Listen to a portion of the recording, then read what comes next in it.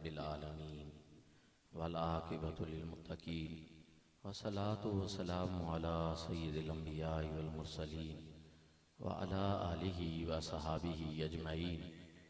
अम्मा बाद फ़अऊज़ु बिल्लाहि मिनश शैतानिर रजीम। बिस्मिल्लाहिर रहमानिर रहीम। इन्ना दीना इंदल्लाहिल इस्लाम।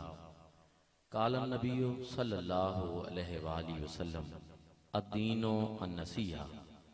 सदक़ल्लाहु मौलाना अज़ीम व सदक़ रसूलुहु नबियुल करीमुल अमीन। मौला या सल्लि व सल्लिम दाइमन अबदा अला हबीबिका खैरिल खल्क़ि कुल्लिहिम वल हबीबुल्लज़ी तुरजा शफ़ाअतुहु लिकुल्लि हौलिन मिनल अहवालि मुक़्तहिमी। या अकरमल खल्क़ि माली मन अलूज़ु बिही सिवाका इंदा हुलूलिल हादिसिल अममी। निहायत ही इज़्ज़त व एहतराम के लायक हजूर गरीब नवाज किबला पीर मोहम्मद मुस्लिउद्दीन बिलाल सियालवी ज़ीदा मजदहू, निहायत ही वाजिबुल एहतराम सदात किराम, मशाइख़ इज़ाम, उलमाए किराम और बिरादरान इस्लाम, आप और मैं हम सब यहाँ पर मोहतरम जनाब मलिक मौला दास साहब मरहूम व मग़फ़ूर के इसाले सवाब के लिए जमा हुए हैं। दुआ है कि अल्लाह रब्बुल इज़्ज़त उनकी मग़फ़िरत फरमाए, उनके दर्जात बुलंद फरमाए, उनकी कब्र को जन्नत के बागों में से एक बाग बनाए, जुमला लवाहिकीन को पसमंदगान को सब्र जमील अता फरमाए। हज़रात ज़िवकार, चूँकि मलक साहब रिवायती खिताबत को कभी भी पसंद नहीं फरमाते थे, बल्कि अगर देखा जाए तो मुझे आज भी याद है कि जब कभी किसी जगह मैंने तकरीर की तो उसमें जाते जाते मैंने पाकिस्तान से मोहब्बत की दो चार बातें की, तो शायद वो उनको इतनी पसंद आई कि फिर उसके बाद उन्होंने हमेशा प्यार किया, पसंद किया और हमें बिल्कुल ये वाज़े तौर पर एक पैगाम दे दिया कि वो एक फ़िक्र रखने वाले बाशऊर इंसान थे, वो एक संजीदा इंसान थे और वतन अजीज़ पाकिस्तान से सच्ची मोहब्बत रखने वाले थे। और हमारे भी किसी से ताल्लुक़ की दो ही बुनियादें हैं जो हजूर ज़ालुम्मत मुफस्सिर कुरान मुफक्किर इस्लाम हज़रत जस्टिस पीर मोहम्मद करम शाह अल-अज़हरी रहमतुल्लाह ताला अलैह ने हमें अता फरमाई हैं कि हमेशा ताल्लुक़ की दो बुनियादें रखना कि एक किसी से ताल्लुक़ रखना है तो इस्लाम की खातिर रखना है, दूसरा किसी से ताल्लुक़ रखना है तो पाकिस्तान की खातिर रखना है। और मलक साहब मलक खुदा दास साहब अल्लाह पाक इनकी उम्र में मज़ीद बरकतें अता फरमाए, हमारे सरपरस्त हैं, हमारे मेहरबान हैं और मलक साहब के बड़े भाई भी थे। और जो प्यार ज़िंदगी में हमने इन भाइयों का देखा है वो एक काबिल तकलीद और काबिल मिसाल है, बयान नहीं किया जा सकता। तो हमेशा इन्होंने भी इसी बात को मलूज़े खातिर रखा। तो मैं अब ज़्यादा तफसील में नहीं जा सकता, वक्त का जामा तंग है।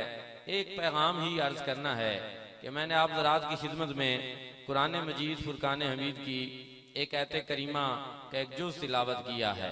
परवरदिगार आलम ने उसमें अपनी पसंद का जिक्र फरमाया है। रब ताला ने इरशाद फरमाया इन्ना दीना इंदल्लाहिल इस्लाम, कि रब ताला के यहाँ पसंदीदा दीन इस्लाम है। रब ताला का चुना हुआ दीन है, मुंतखब दीन है, पसंदीदा दीन है। अहबाब ज़िवकार, रब ताला की पसंद में कोई कमी हो ये कैसे हो सकता है? उसके अंदर किसी किस्म का कोई नक्स हो कैसे हो सकता है? कोई ऐब हो कैसे हो सकता है? वो मुकम्मल ज़ाब्ता हयात न हो ये कैसे हो सकता है? जिस चीज को रब ताला ने मुंतखब फरमाया है, रब ताला ने पसंद फरमाया है, फिर उसमें किसी किस्म की कोई कमी कोई कोताही नहीं हो सकती। और फिर यहाँ इस बात पे आप गौर करें कि यहाँ रब ताला ने इरशाद फरमाया इन्ना दीना इंदल्लाहिल इस्लाम, और कुरान पाक में एक जगह नहीं, इस्लाम और असलमा युस्लिमु इस्लामन, ये जो मस्दर है इससे बहुत सारी जगहों पे इस तरह के अल्फाज आए हैं। तो ये नाम ही ऐसा मुंतखब फरमाया, तवज्जो फरमाना, इस्लाम का नाम ही ऐसा मुंतखब फरमा दिया, गोया कि आप कह सकते हैं कि जैसे कूजे के अंदर समुंदर को बंद कर दिया गया। इस्लाम सलामती से है, इस्लाम सलामती से है। हमें हैरानी होती है कि जब इस्लाम की बात हो साथ दहशतगर्दी की कोई बात करे, जब इस्लाम की बात हो साथ उसके कोई इस तरह की चीज जोड़ दी जाए जो जिसका ताल्लुक बनता ही नहीं है। इस्लाम सलामती से है और इसकी सलामती लाजिम भी है और मुताद्दी भी है। वो किस तरह कि एक तो जो इस्लाम कबूल करता है वो खुद सलामती वाला बन जाता है, और दूसरा ये कि वो दूसरों के लिए भी सलामती वाला बन जाता है। इस्लाम कबूल करने वाले को मुसलमान कहते हैं, जो सलामती पा जाए, जिसको सलामती नसीब हो जाए, कुफर से सलामती, शिर्क से सलामती, आखिरत में दोज़ख के अजाब में हमेशा के लिए रहने से सलामती। कौन कौन सी सलामतियां हैं जो एक मुसलमान को नसीब हो जाती हैं। और फिर आप देखें कि काफिर मरते हैं, कोई उनका जनाजा नहीं पड़ता, और अगर किसी काफिर के जनाजा में करोड़ बंदे को खड़ा कर दें उसको कोई फायदा नहीं पहुंचता।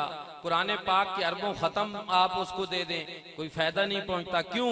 इसलिए कि उसने कलमा नहीं पढ़ा, वो इस्लाम के दायरा में नहीं आया, वो इस सलामती के दायरा में नहीं आया।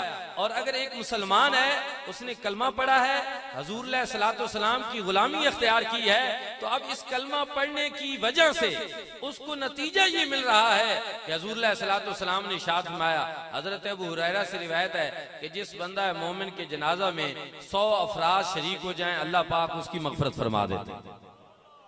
फिर फरमाया जिसके जनाजा में, हजरत सईदा आयशा सिद्दीका रज़ियल्लाहु ताला अन्हा से रिवायत है, जिसके जनाजा में 40 अफराद शरीक हो जाएं, अल्लाह पाक उसकी मगफरत फरमा देते हैं।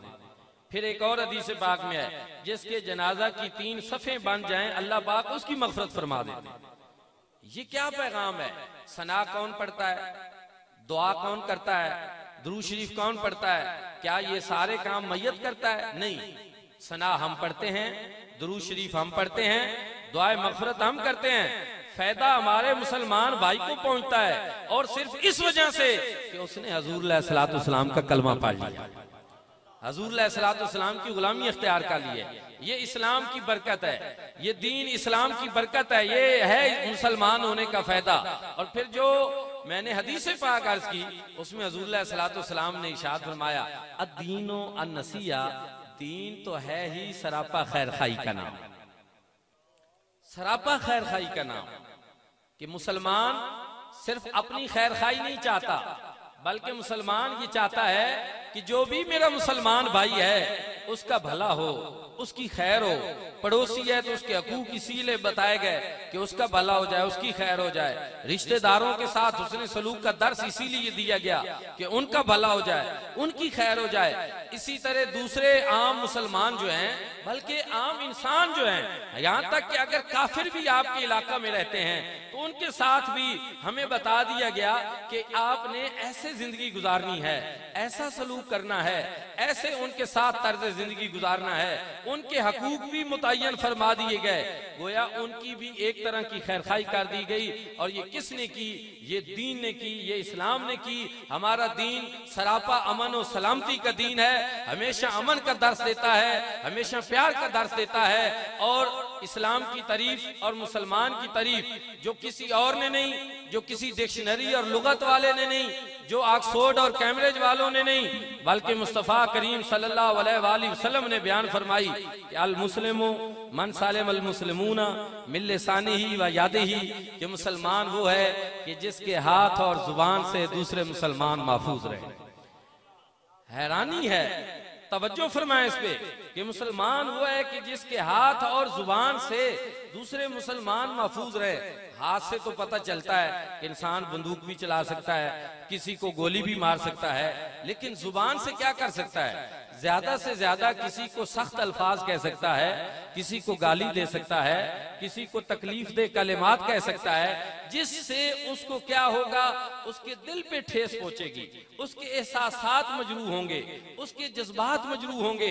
दीन इस्लाम कहता है कि तुम अपनी जुबान पे ऐसे कलिमात मत लाओ जिससे तुम्हारे किसी मुसलमान भाई के एहसासात मजरूह हों, उनके जज्बात मजरूह हों, उनके दिल को ठेस चले पहुंचे।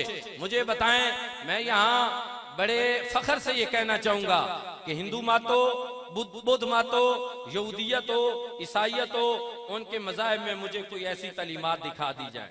ये जो आज अमन के अलंबरदार बने हुए हैं, अमन के नाम पे पूरी दुनिया के अंदर जो कत्लो गारत गरी का बाजार जिन्होंने गर्म कर रखा है, वो हमें बताएं ना कि उनके मज़ाहिब में ऐसी तालीमात किस जगह पर है।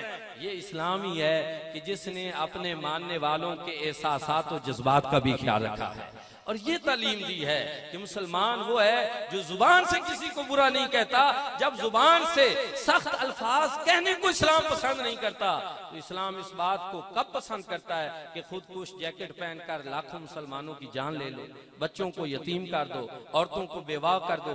मेरे भाई और दोस्तों, ये इस्लाम की तालीमात कतअन नहीं है, हरगिज नहीं है। अगर कोई ऐसा कर रहा है तो इस्लाम का उससे क्या ताल्लुक है, या उसका इस्लाम से क्या लेना देना। इस्लाम हमेशा खैर खाई चाहता है, हमेशा दूसरों का भला चाहता है, दूसरों के लिए अच्छाई का पैगाम देता है। ये जो आज आप और मैं हम सब जमा हो गए, मलक साहब के रिश्तेदार तो हम नहीं हैं। हमारा किस चीज का ताल्लुक है? हमारा आपस में ताल्लुक एक मुसलमानी के रिश्ते का है। एक मुसलमान भाई होने के नाते, एक पाकिस्तानी होने के नाते हम सब जमा हुए इजहार ताज़ियत करने के लिए, इजहार अफसोस करने के लिए। और ये सिर्फ अपनी, ये हमारी सोच नहीं, ये हमारी फिक्र नहीं, ये वो फिक्र है, ये वो सोच है जो आज से 14 सदियां कबल हजूर नबी करीम सल्लल्लाहु अलैहि वसल्लम ने अता फरमाया। एक मौका नहीं, मुतअद्दिद मकामात ऐसे हैं कि जब किसी का कोई अजीज लवायकीन फौत हुआ, हजूर सल्लल्लाहु सलाम को पता चला तो आपने फरमाया आओ फलां के घर चलते हैं, उनसे इज़हार ताज़ियत करते हैं। हजरत जाफिर बिन तैयार रज़ी अल्लाह तआला अन्हु, जब आपका शहादत हुई तो आपने फरमाया आले जाफिर के आले खाना पे गम टूट पड़ा है, आओ क्यों ना हम जाकर उनसे ताज़ियत करें, उनको तसल्ली दें।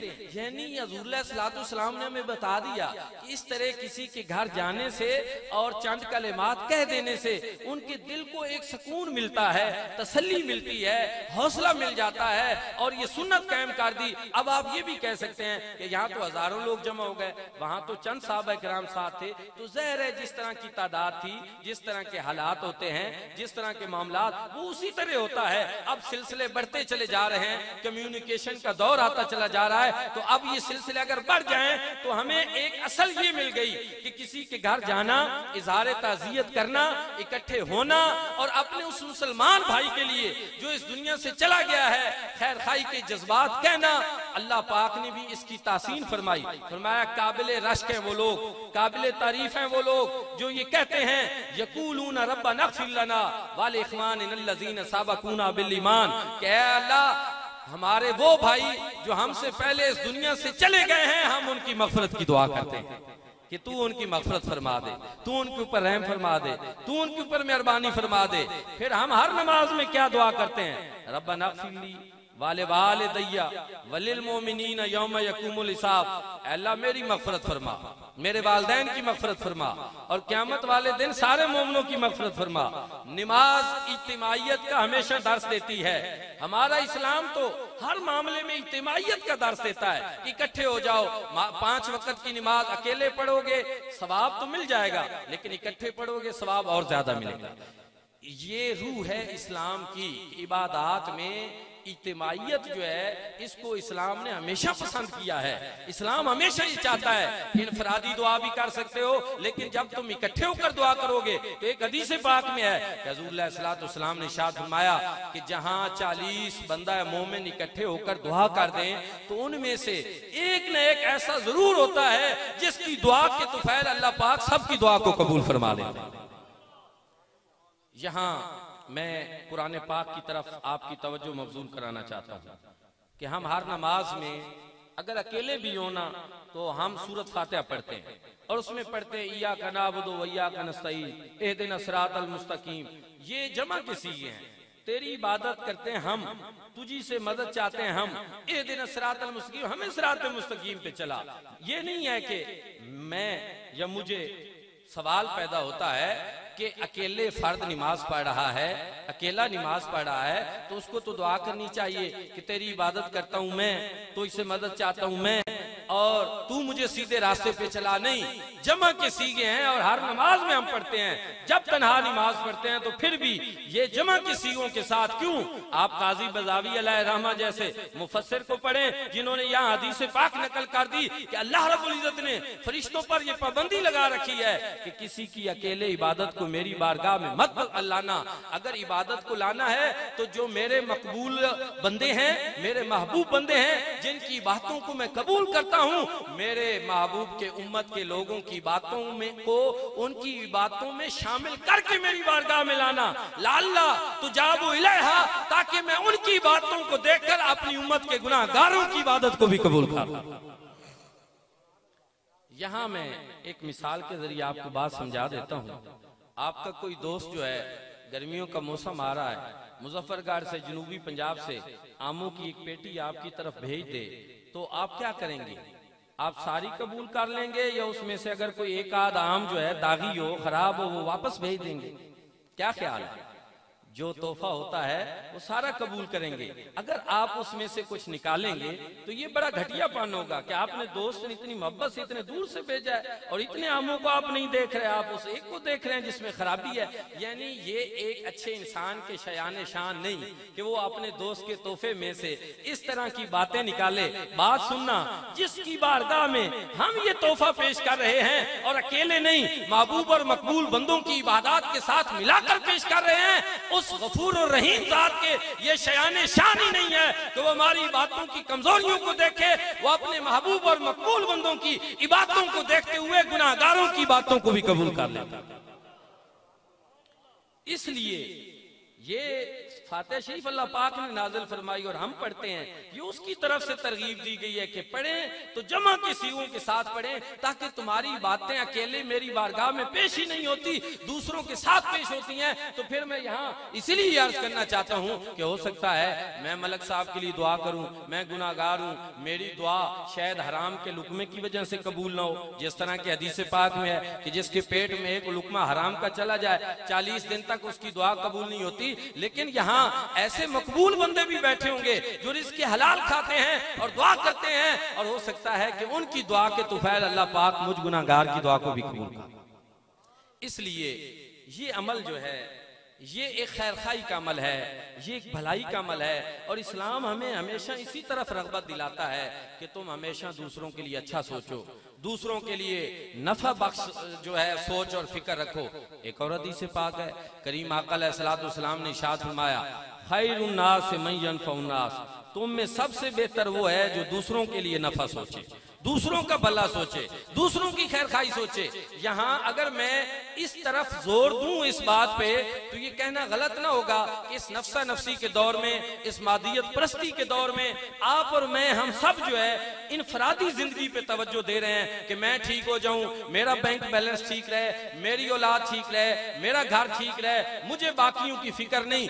ये सोच इस्लाम की सोच नहीं है। बहसीयत पाकिस्तानी भी मैं ये कहना चाहूंगा कि अगर आप समझते हैं कि आपका मुल्क अच्छा मुल्क बने और आप उसके अच्छे शहरी बने, तो फिर आप इस्लाम की इस सोच को अपने अंदर ले आए कि हमेशा दूसरों के बारे में अच्छा सोचना है, खैर खाई सोचनी है।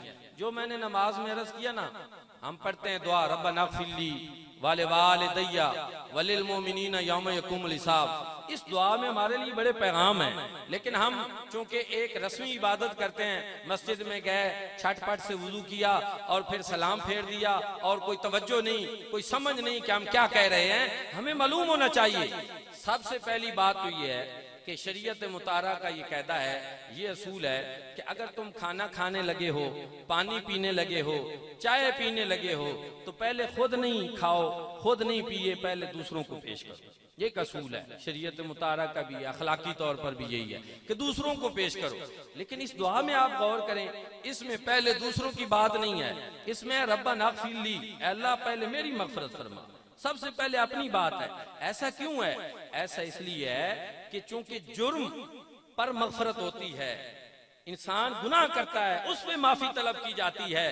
और शरीयत ने यह भी बताया कि अगर बात ऐबों की तलाश करने की हो, बात जुर्मों की हो, बात गुनाहों की हो, तो ये दूसरों में बाद में तलाश करो, पहले अपने अंदर देखो, अपने मन में झांको और अपने अंदर की बुराइयों को देखो। और फिर जब इंसान ये देखता है कि अगर बात बुराइयों की है, गुनाहों की है, खताओं की है, तो फिर बारी ताला जब पड़ी जहां में ऐबों पर नजर, तो जहां भर में कोई बुरा न रहा। जब अपने ऐबों पर नजर पड़ती है तो फिर इंसान यही सोचता है कि मुझसे बड़ा बदकार और कोई नहीं है, मुजरिम और कोई नहीं है, इसी शार और कोई नहीं है। इसलिए बारी ताला तेरी बारगाह में मैं दस्ते सवाल दराज करता हूं कि सबसे पहले तो मेरी मग़फ़िरत फरमा, वालिदैया, फिर मेरे वालिदैन की मग़फ़िरत फरमा, वलिल मोमिनीन यौम यक़ूमुल हिसाब। गौर करें, क़यामत वाले दिन सारे मोमिनों की मग़फ़िरत फरमा।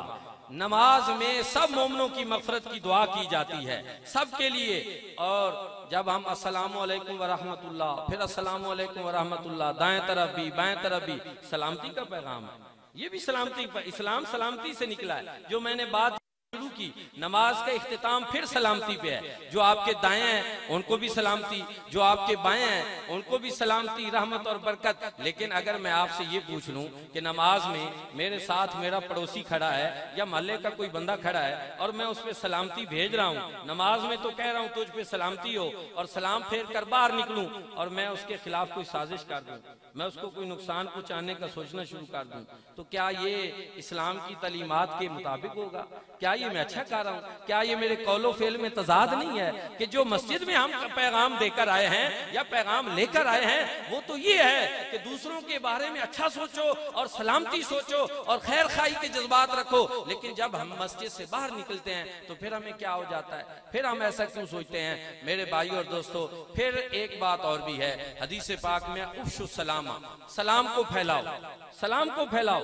कहा गया तुम जहां जाओ सलाम कहो, महफिल में जाओ सलाम कहो, आहले खाना को घर जाओ सलाम कहो, सवारी वाला पैदल को सलाम करे, पैदल वाले को नहीं है कि सवारी वाले को, सवारी वाला पैदल को सलाम करे। क्यों?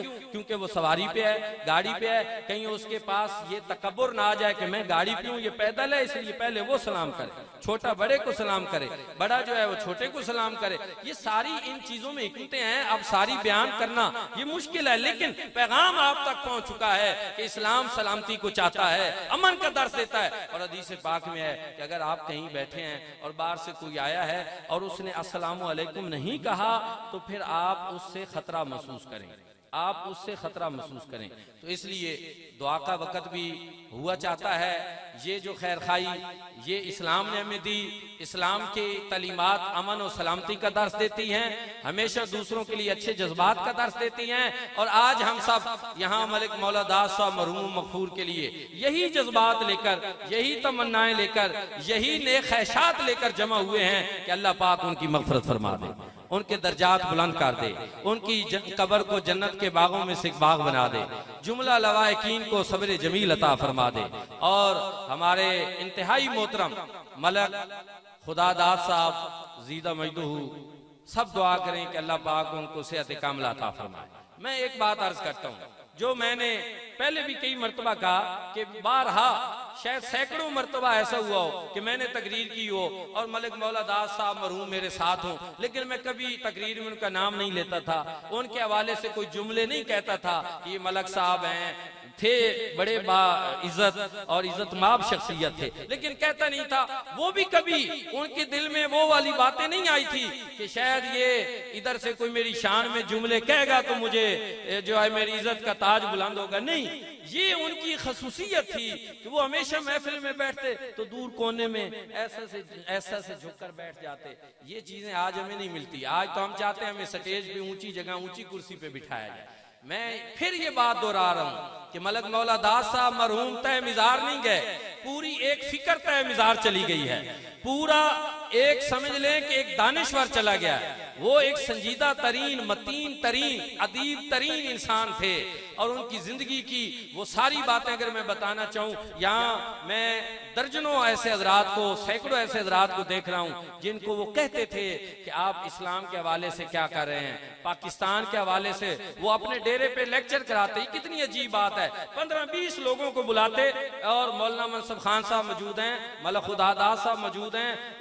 ये बातें सिर्फ उनमें नहीं, ये इनमें भी थी, इनकी सरपरस्ती में। हमेशा वो कहते थे, वो कुछ मुझे पाकिस्तान से इश्क और मोहब्बत की एक ऐसी बातें याद हैं जो मैं हमेशा बड़े शौक से और बड़े जोश जज्बे बलबले और अकीदत से सुनाया करता हूँ कि ये पाकिस्तान कैसे बना। इसके लिए हुज़ूर सलाम की कितनी बिशारात थी, मुझे अल्हम्दुलिल्लाह दर्जनों याद है, किताबों के हवाले याद है। वो एक मैं पूरा लेक्चर देता था तो वो मुझे एक मर्तबा नहीं, उन्होंने मुझे बारहा कहा, अपने रिश्तेदारों को बुलाया यहाँ खालकाबाद से, डेरे से, मलक साहबान को, और गर्मियों में कहते थे आपने और कोई तकरीर नहीं, वही पाकिस्तान वाली तकरीर इनको सुनानी।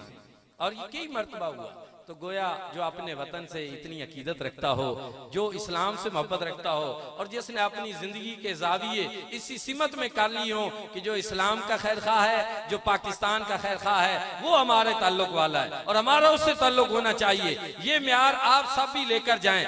ये मलिक मौला दास साहब का तोहफा और पैगाम है आप सब के लिए। और इस वक्त हमारे मुल्क को इस बात की शदीद जरूरत है कि जब ऑपरेशन रद्द फसाद हो रहा है, जब ऑपरेशन ज़र्ब अज़ब हो चुका है, जब गैर मुस्लिम ताकतें इंडिया, इसराइल, अमेरिका और फिर तालिबानाइजेशन और अफगानिस्तान के थ्रू वो पाकिस्तान को डिस्टेबलाइज करना चाहता है, CPEC जैसे मंसूबे को खराब करना चाहता है, तो फिर जरूरत इस बात की है कि हमारे वतन का बच्चा बच्चा इन चीजों को समझे, पाक फौज का साथ दे, मुल्क के अमन, इस्तेकाम और सलामती की बात करे और इसके लिए ये जज्बात रखे कि जब हमें हमारा ये वतन बुलाएगा तो हम ये कहते हुए चले आएंगे कि ऐ वतन तूने पुकारा तो लहू खौल उठा, तेरे बेटे तेरे जांबाज चले आते हैं। अल्लाह पाक मलक साहब की मग़फ़िरत फरमाए। वाखिर दावाना अल्हम्दुलिल्लाह। गिरामी, ये तरगीब और तरहीब के लिए एक अच्छी चीज़ है कि माशाल्लाह 271 ख़त्म कुरान पाक और 15 पारे, और इसके अलावा भी बहुत सारे ख़त्म कुरान पाक के हैं जो हमें मिले हैं लेकिन वो यहाँ शामिल नहीं हुए।